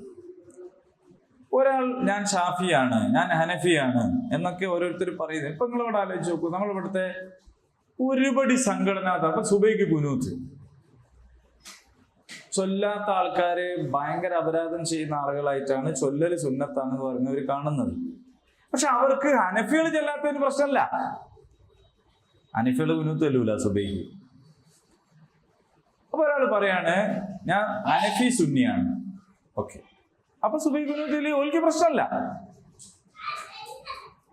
അതേ സമയത്ത് ഞാൻ മുജാഹിദാണ്, ഞാൻ കുനൂത്ത് ചെല്ലൂല പറഞ്ഞാൽ അപ്പോ പ്രശ്നമാവും. കാരണം എന്താ പറഞ്ഞാല് അവര് മദ്ഹബിനെ കാണുന്നത് എന്താന്ന് ചോദിച്ചാൽ വേറൊരു നിലക്കാണ്. നിങ്ങൾ അസർ നിസ്കാരം 5 മണി ആയി പോയാല് സമയം തെറ്റിയില്ലേ? ഭയങ്കര മോശമല്ലേ? ഹനഫി മദ്ഹബിൽ അതിന്റെ ശരിക്കുള്ള ടൈം തന്നെ 5 മണിയാണ്. 5 മണിക്ക് ഹനഫി ഒരു വാങ്ങിന് കൊടുക്കുക. അപ്പൊ ഒരാൾ ഹനഫി ആണെങ്കിൽ ഒതുൽക്കണ വിഷയത്തിൽ മാത്രമല്ല, ഇപ്പൊ പെരുന്നാൾ നിസ്കാരം പാളയ ഇമാമ് ഈ ഖുതുബ നിസ്കാരമൊക്കെ ലൈവ് ഇടും. അങ്ങനെ പെരുന്നാൾ നിസ്കാരം ലൈവ് ഇട്ട് നോക്കിയപ്പോ അടിയിൽ ഒരുപാട് കമന്റ്, ഇയാൾക്ക് പെരുന്നാൾ നിസ്കരിക്കാൻ അറിഞ്ഞൂടാ, എന്ത് കളിയാ ഇയാൾ കളിക്കണമെന്ന് ചോദിച്ചിട്ട്. സംഭവം എന്താ വെച്ചാല് നമ്മള് തെക്കുബീർ എല്ലുന്നവരല്ല അവര് ചെല്ലുക. ഹനഫികളുടെ തെക്കുബീർ വ്യത്യാസമുണ്ട്. അല്ലാഹു അക്ബർ എന്ന് മാറ്റമൊന്നല്ല, പറയുന്ന സമയത്തിന് മാറ്റമുണ്ട്. നമ്മൾ തെക്കുബീറൊക്കെ ചെല്ലി കഴിഞ്ഞിട്ട് ഫാത്തിഹയും സൂറത്ത്, ഒരു ഫാത്തിഹയും സൂറത്ത് കഴിഞ്ഞിട്ട് തെക്കുബീർ വരും. അപ്പൊ ഇങ്ങനെ ഉള്ള വ്യത്യാസം. അപ്പോ ഹനഫി മദ്ഹബിൽ ഒരാൾ ആയാൽ ഇങ്ങനത്തെ ഒരുപാട് കാര്യങ്ങളിൽ വ്യത്യാസം ഉണ്ടാവും. പാത്രത്തിൽ കൈയിട്ട് ഉതിർത്താല് 2 കൊല്ലത്തല്ല 2 കൊല്ലത്ത് വെള്ളം ഇല്ലെങ്കിൽ ഷാഫി മദ്ഹബിൽ പാടില്ല. ഹനഫി മദ്ഹബില് നിങ്ങൾ കൈയിടുന്നത് ഉതിർക്കാന്നുള്ള നിയത്തോടു കൂടി കൈയിട്ട് പുറത്തേക്ക് പ്രശ്നമാണ്. അപ്പൊ അങ്ങനെ ഒരുപാട് വ്യത്യാസങ്ങളുണ്ട്. ചിലത് വാജിബാണ്. ഇപ്പൊ വെള്ളിയാഴ്ചത്തെ കുളി ഒരു മദ്ഹബിൽ വാജിബാണ്, വേറെ മദ്ഹബിൽ സുന്നത്താണ്. വെള്ളിയാഴ്ച കുളിക്കുന്ന കുളി വാജിബാണ്. ജുമാക്ക് പോണവർക്കും പോകാത്ത പെണ്ണുങ്ങൾക്കും ഒക്കെ വെള്ളിയാഴ്ച കുളിക്കല് വാജിബാണ്. അതേസമയത്ത് നമുക്ക് അങ്ങനെയില്ല, നമുക്ക് സുന്നത്തേ ഉള്ളൂ. അപ്പൊ ഇങ്ങനെയുള്ള വ്യത്യാസങ്ങളുണ്ട്. അപ്പൊ ഇവര് പറയണത് എന്താന്ന് വെച്ചാൽ, ഒന്നുകിൽ നിങ്ങൾ ഹനഫി മദ്ഹബ് ആവുക, ഓക്കെ, അപ്പോ ഹനഫി മദ്ഹബിൽ പെട്ട എന്ത് നിങ്ങൾ ചെയ്താലും നമുക്ക് ആക്ഷേപമില്ല. അല്ല നിങ്ങൾ ഷാഫി ആവുക, അതും പറഞ്ഞു. നിങ്ങൾ മാലികി മദ്ഹബ് ആയിക്കോ, ഹംബലി മദ്ഹബ് ആയിക്കോ, നാലാലൊരു മദ്ഹബ് നിങ്ങൾ സ്വീകരിച്ചിട്ട് ആ മദ്ഹബിലുള്ള കാര്യങ്ങൾ ചെയ്യുന്നതിന് ഞങ്ങൾക്ക് നിങ്ങളോട് ആക്ഷേപമില്ല. അതേ സമയത്ത് അങ്ങനെ അല്ലാതെ നിങ്ങൾ ചെയ്യുന്നത് ശരിയല്ലെന്നാണ് അവരിൽ നല്ല മനസ്കരായ ആളുകളുടെ വാദം. കുതന്ത്രം, ദുർവാശി, വാദപ്രതിവാദമൊക്കെ വേറെ, ശരിക്കും ചിന്തിക്കുന്നവരെ കുറിച്ചാണ് ഞാൻ പറയുന്നത്. അവിടെയാണ് എന്റെ പ്രശ്നം. അപ്പൊ അതുകൊണ്ട് അവർക്ക് ഷാഫി മദ്ഹബിൽ നിന്നുകൊണ്ട് അവർക്ക് എന്ത് ചെയ്യാൻ പറ്റില്ല, ഇങ്ങനെ പറ്റില്ല. അതുകൊണ്ട് അവര് മദ്ഹബ് മാറുമെന്ന് പറയും.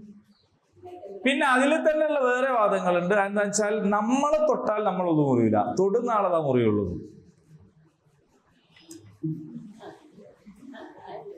അപ്പൊ അതുകൊണ്ട് നമ്മളെന്ത് ചെയ്താൽ മതി, നമ്മളാരെയും തൊടാതെ നിന്നാവും. നമ്മളാരോ തൊട്ടുപോയാല് പ്രശ്നം. അങ്ങനെയൊക്കെ ഉണ്ട്. നമുക്കിതൊക്കെ തമാശയായിട്ട് തോന്നുന്നത് 2 കാരണം കൊണ്ടാണ്. ഒന്ന്, ഇത്തരം കാര്യങ്ങളിലുള്ള യുക്തിരാഹിത്യം എന്ന നിലയിൽ നമ്മൾ ചിന്തിക്കുന്നു എന്നതുകൊണ്ടാണ്.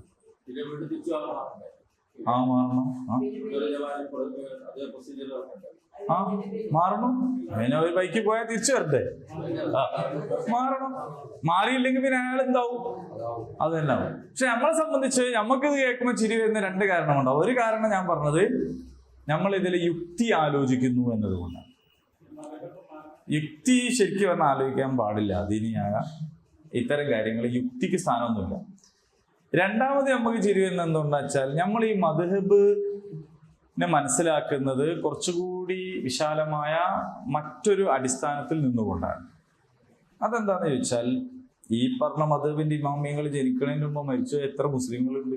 ഓലെന്താക്കും? മദ്ഹബിന്റെ ഇമാമിയങ്ങൾ ജനിക്കുന്നതിന്റെ മുന്നേ മരിച്ചുപോയ മുസ്ലിങ്ങളില്ലേ? ഓലാരെ പിൻപറ്റുക?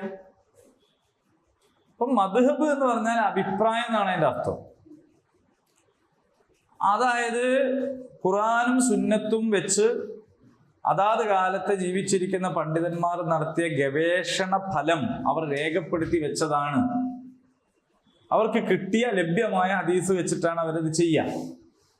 വേറെ ഒരു പണ്ഡിതൻ അയാൾ ഈ വിഷയങ്ങൾ പഠിച്ചു നോക്കുമ്പോൾ അയാൾക്ക് ചിലപ്പോൾ വേറെ 1-2 ഹദീസ് കിട്ടി നോക്കുമ്പോൾ അതും തമ്മിൽ എന്താണ്, വിയോജിപ്പുണ്ടാകും. അപ്പൊ വിയോജിപ്പുണ്ടാകും, അദ്ദേഹത്തിന്റെ അഭിപ്രായം പറയും. പിന്നെ ഈ ഷാഫി മദ്ഹബ് എന്ന് പറയുന്ന എല്ലാം ഇമാം ഷാഫിൻ്റെതല്ല. ഇമാം ഷാഫിയുടെ ശിഷ്യന്മാരിൽ പലർക്കും ഷാഫി ഇമാമിന്റെ അഭിപ്രായത്തോടെ അഭിപ്രായമുണ്ട്, പിൽക്കാലത്ത് വന്നവര്. അപ്പൊ ആ അഭിപ്രായം കൂടി ഷാഫി മദ്ഹബായിട്ടാണ് അറിയപ്പെടുക. മനസ്സിലായോ? അപ്പൊ അതുകൊണ്ട് ഇത് പണ്ഡിതന്മാരുടെ അഭിപ്രായങ്ങളാണ്. അവര് പറഞ്ഞത് തന്നെ എന്താന്ന് വെച്ചാൽ, നിങ്ങൾ ഞങ്ങളുടെ അഭിപ്രായത്തിനപ്പുറത്ത് ഹദീസ് കണ്ടാൽ അത് സ്വീകരിക്കണം. പോലിക്കാൻ വാശിയൊന്നുമില്ല. സാക്ഷാൽ മദ്ഹബിന്റെ ഇമാമിയങ്ങൾ വേറെ നാട്ടിൽ പോയാല് അവിടുത്തെ പണ്ഡിതനെ അംഗീകരിക്കാറുണ്ടായിരുന്നു എന്നൊക്കെ പറയുന്നു. അബു ഹനീഫയുടെ നാട്ടിൽ പോയപ്പോൾ ഇമാം ഷാഫി കുനൂത്ത് ചൊല്ലിയില്ല എന്ന് പറയുന്നു. ഷാഫി ഇമാമിന്റെ അഭിപ്രായത്തിൽ സുബൈന്റെ കുനൂത്ത് മറന്നാൽ സഹവിന്റെ സുജൂദയാണ്. നമ്മളതിനെ നിസ്സാരമായിട്ട് കാണാൻ പാടില്ല. കാരണം ഇമാം മുഹമ്മദ് ഇദ്രീസ് അഷ്ശാഫിഈ എന്ന് പറയുന്നത് ഇസ്ലാമിക ലോകത്ത് വലിയ സംഭാവന ചെയ്ത മഹാപണ്ഡിതനാണ്. നമ്മളെ സിമ്പിളാക്കരുത്. അപ്പൊ അദ്ദേഹം അതിനെക്കുറിച്ച് അങ്ങനെ ആ ഒരു കാഴ്ചപ്പാട് വെച്ച് പുലർത്തുന്നത് അദ്ദേഹം പഠിച്ചതിന്റെയും ബോധ്യത്തിന്റെയും അടിസ്ഥാനത്തിലാണ്. എന്നാൽ അബു ഹനീഫ ചെല്ലാർക്കാരനല്ല, അദ്ദേഹം പഠിച്ചതിന്റെ ബോധ്യത്തിലാണ് അദ്ദേഹം ചെല്ലാത്തത്. ഇത്രേ ഉള്ളൂ. നമുക്ക് ഏതും സ്വീകരിക്കാം. ഇപ്പൊ ഏത് പണ്ഡിതൻ, നമുക്ക് സ്വന്തം വിവരം ഉണ്ടെങ്കിൽ നമ്മൾ ചെയ്യേണ്ടത് ഖുർആൻ ആയത്തും ഹദീസിൽ നിന്നും നേരിട്ട് കാര്യങ്ങൾ മനസ്സിലാക്കാനാണ്. അതിനാണ് ഇജ്തിഹാദിനുള്ള കഴിവ് ഉണ്ടാവുക എന്ന് പറയുന്നത്. മുജ്തഹിദ് മുത്തലഖ് എന്ന് പറയും. അതിന് കഴിവില്ലെങ്കിൽ പിന്നെ നമുക്ക് ചെയ്യാൻ പറ്റുക പണ്ഡിതന്മാരോട് ചോദിച്ചിട്ട് ഓല് എന്താണോ പറഞ്ഞിരുന്നത് അത് ചെയ്യാം. അങ്ങനെ ചോദിക്കാൻ പറ്റുന്ന പണ്ഡിതന്മാർ നമ്മളിപ്പോ നമ്മളെ നാട്ടിലെ മൗലവിമാരോടൊക്കെ ചോദിച്ചിട്ടല്ലോ ഓരോന്ന് ചെയ്യുന്നത്. നമ്മളെ നാട്ടിലെ നാടൻ മൗലവിമാരെക്കാട്ടിലും വിവരം എന്തായാലും അവർക്ക് ഉണ്ടാവും, മദ്ഹബിന്റെ ഇമാമിങ്ങൾക്ക് ഉണ്ടാവുമല്ലോ. അപ്പൊ അവര് പറയുന്നതനുസരിച്ച് നമുക്ക് ചെയ്യാം, കുഴപ്പമൊന്നുമില്ല. അങ്ങനെ ഏത് ചെയ്താലും അതിനാണ് തഖ്ലീദ് ചെയ്യാന്ന്. അപ്പൊ നമ്മളൊക്കെ മുഖല്ലിദീങ്ങളാണ്, നമ്മൾ തഖ്ലീദ് ചെയ്യുന്ന ആളുകളാണ്. നമ്മൾ നേർക്ക് നേരെ ഖുർആനിൽ നിന്നും ഹദീസിൽ നിന്നും നിയമവിധികൾ എടുക്കുന്നവരല്ല. ഇപ്പൊ നമ്മൾ ആരെങ്കിലും നിസ്കരിക്കുമ്പോ തക്ബീറത്തുൽ ഇഹ്റാം നിങ്ങൾ ഖുർആനിലോ ഹദീസിലോ കണ്ടിട്ടാണോ തക്ബീറത്തുൽ ഇഹ്റാം കേട്ടുന്നത്? കൈ ഇങ്ങനെ ഉയർത്തുന്നത് ഇതൊക്കെ ഇമാമിങ്ങൾ പഠിപ്പിച്ചു തന്നിട്ടാണ്. അപ്പൊ ഇമാമിങ്ങൾ പഠിപ്പിച്ചു തന്നത് തഖ്ലീദ് ചെയ്യുന്നവരാണ് നമ്മളെല്ലാവരും. അങ്ങനെ മുന്നോട്ട് പോകാൻ നമുക്ക് കഴിയാം. അല്ലെങ്കിൽ നമുക്ക് എന്ത് വേണമെന്ന് വെച്ചാൽ അതിൻ്റെ അനുസരിച്ച് വിവരം വേണം. വിവരമുള്ള ആൾക്കാർക്ക് സ്വന്തം തന്നെ എന്ത് ചെയ്യാം, ഖുർആനിൽ നിന്നും ഹദീസിൽ നിന്നും കാര്യങ്ങൾ എടുക്കാം. പക്ഷെ ഖുർആനിൽ നിന്നും കാര്യം എടുക്കുമ്പോൾ എന്ത് വേണം വെച്ചാൽ നമ്മളൊക്കെ എടുക്കുകയാണെങ്കിൽ നമ്മളിപ്പോ ഒരു ആയത്ത് കണ്ട അതിൻ്റെ അകത്തുനിന്ന് ഒരു വിധി ഫവൈലുൽ മുസല്ലീൻ നിസ്കരിക്കണവർക്ക് നാശം എന്നാ പിന്നെ നിർത്തിക്കളയെന്ന് പറയുന്നു. കാരണം നമുക്ക് അതിന്റെ അപ്പുറത്തുള്ളത് അറിഞ്ഞുകൂടാത്തതിന്റെ പ്രശ്നമാണ് അല്ലേ? അപ്പൊ ഖുർആനിൽ ഒരു വിധി, ഖുർആന്റെ ഒരു ആയത്തിൽ നിന്നൊരു വിധി എടുക്കണമെങ്കിൽ 6236 ആയത്തുകളെ കുറിച്ചുമുള്ള അവഗാഹം വേണം. ഖുർആൻ ഹിഫ്ദ് ഉണ്ടാവണം, ആ ഖുർആന്റെ അവതരണ പശ്ചാത്തലം അറിയണം, അതിന് റസൂലിന്റെ കൊടുത്ത വിശദീകരണം അറിയണം. അങ്ങനെ അങ്ങനെ അങ്ങനെ ആ സംഗതികളെല്ലാം അറിഞ്ഞാലാണ് നേർക്ക് നേരെ അതിൻ്റെ അകത്തുനിന്ന് ഒരു വാക്കിന്റെ വിധി നമുക്ക് പറയാൻ പറ്റുള്ളൂ. അല്ലെങ്കിൽ വിധി പറയാൻ കഴിയും. ഇതാണ് ഓക്കെ. അപ്പൊ ഏതായാലും മദ്ഹബിനെ കുറിച്ച് നമ്മുടെ കാഴ്ചപ്പാട് അത് ഇസ്ലാമിക ലോകത്തെ മഹാന്മാരായ അതുല്യ പ്രതിഭകളായ വലിയ പണ്ഡിതന്മാരാണ്. അവരുടെ അഭിപ്രായങ്ങൾ നമുക്ക് സ്വീകരിക്കാം. പക്ഷെ അത് ഇങ്ങനെ ഒരു മതം സ്വീകരിക്കുന്ന മാതിരി എന്താണ് ഒന്നിൽ കൂടി അത് തന്നെ വേണം, പിന്നെ വേറെ ഒന്നിലേക്ക് പോകണം, പിന്നെ കണക്ഷന് മൊത്തം മാറ്റണം, അങ്ങനത്തെ ആവശ്യമൊന്നുമില്ല. നമുക്കൊരു വിഷയത്തിൽ ഷാഫി ഇമാമിൻ്റെതാണ് സ്വീകരിക്കുന്നെങ്കിൽ ഒരു വിഷയത്തിൽ ഹനഫി ഇമാമിന്റെ സ്വീകരിക്കാം, മാലിക് ഇമാമിന്റെ സ്വീകരിക്കാം, അംബലി ഇമാമിന്റെ സ്വീകരിക്കാം. ഇതൊന്നും അല്ലാത്ത മതബ് വേറെയുണ്ട്, അതൊക്കെ സ്വീകരിക്കാം. ഖുർആൻ ആയത്തിനും ഹദീസിനും എതിരാവാൻ പാടില്ല. അടിസ്ഥാനപരമായി അംഗീകൃതരായ മഹാപണ്ഡിതന്മാരായിരിക്കണം. നമ്മുടെ ഈ ലോക്കൽ ആളുകൾ അവരുടെ ഇഷ്ടത്തിന് എന്തെങ്കിലും പറയുന്നതല്ല സ്വീകരിക്കേണ്ടത്. അവരോട് നമ്മൾ ചോദിക്കും ഇതാര് പറഞ്ഞാന്ന്. നമ്മളോട് ഒരാളൊരു വിധി പറഞ്ഞാൽ നമുക്ക് ചോദിക്കാം അതാര് പറഞ്ഞ, ഇന്ന ആള് പറഞ്ഞ. അയാളോടും നമ്മൾ ചോദിക്കും ആര് പറഞ്ഞ, ഇന്ന ഹദീസും കൊണ്ടാണ്, ഇന്ന ആയത്തും കൊണ്ടാണ്. ഓക്കെ, അപ്പൊ നമ്മൾ ശരിക്കും സ്വീകരിക്കുന്നത് എന്ത് തന്നെയാണ്? ആയത്തും ഹദീസും തന്നെയാണ്. ഒരാളൊരു അഭിപ്രായം പറഞ്ഞു, നമ്മളത് സ്വീകരിച്ചു. എന്തുകൊണ്ട്? അയാൾ പറഞ്ഞത് കൊണ്ട് സ്വീകരിച്ചു എന്ന് അള്ളാഹുവിന്റെ റസൂലിനെ മാത്രമേ പറ്റുള്ളൂ. അള്ളാഹു റസൂൽ അല്ലാത്ത ഒരാൾ, അത് ഇനി ആരായാലും ശരി, ഇത്ര വലിയ പണ്ഡിതനായാലും ശരി, അഖില ലോക പ്രസിഡന്റ് ആയാലും ശരി, അയാൾ പറഞ്ഞതുകൊണ്ടല്ല സ്വീകരിക്കുന്നത്. അള്ളാഹു റസൂലും പറഞ്ഞത് അയാൾ ചൂണ്ടിക്കാണിച്ചു തന്നാൽ അത് സ്വീകരിക്കും. അപ്പൊ നമ്മൾ ആരും തന്നെയാണ് സ്വീകരിക്കുന്നത്? അള്ളാഹു റസൂലിനെ. ഓക്കെ, അപ്പൊ അത് മുറിയില്ല എന്ന് ഞങ്ങൾക്ക് മനസ്സിലായിക്കണല്ലോ അല്ലേ?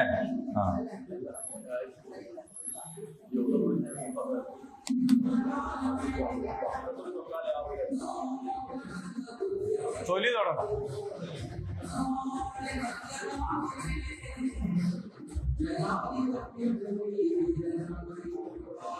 തൊലി തുടങ്ങാം.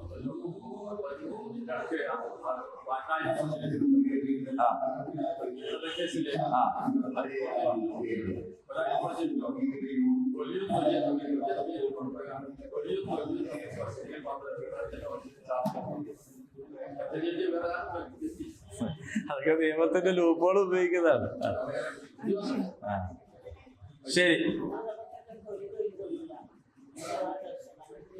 എല്ലാരും ശ്രദ്ധിച്ച് മനസ്സിലാക്കിയില്ലേ? ഞാൻ ഈ പറഞ്ഞതിന്റെ അകത്ത് നിങ്ങൾ ഞാൻ വിചാരിച്ച തന്നെയാണോ എന്ന് തിരിഞ്ഞാൽ എനിക്കിപ്പോ നിങ്ങളെ മുഖം കാണുമ്പോ ചെറിയൊരു ആശങ്ക ഉണ്ട്.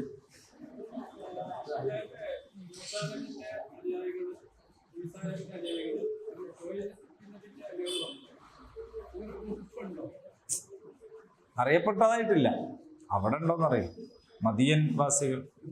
ഓക്കെ, അള്ളാഹു അനുഗ്രഹിക്കട്ടെ. അപ്പോ അടുത്ത ക്ലാസ്സിൽ ഈ അവസാനം ഉദ്ദേശിച്ച 97-ാമത്തെ വിശദീകരണം ഇൻഷാ അല്ലാഹ് അടുത്ത ക്ലാസ്സിൽ പറയും. ഇന്നിപ്പോ ലേശം വധുവിലേക്ക് പോയതുകൊണ്ടേ ആ ടൈമിംഗ് തെറ്റിയിട്ടാണ്. ഇൻഷാ അല്ലാഹ് ഇനിയൊന്നും ആദ്യം മുതൽ ഉദ്ദേശിച്ച് പറയാം.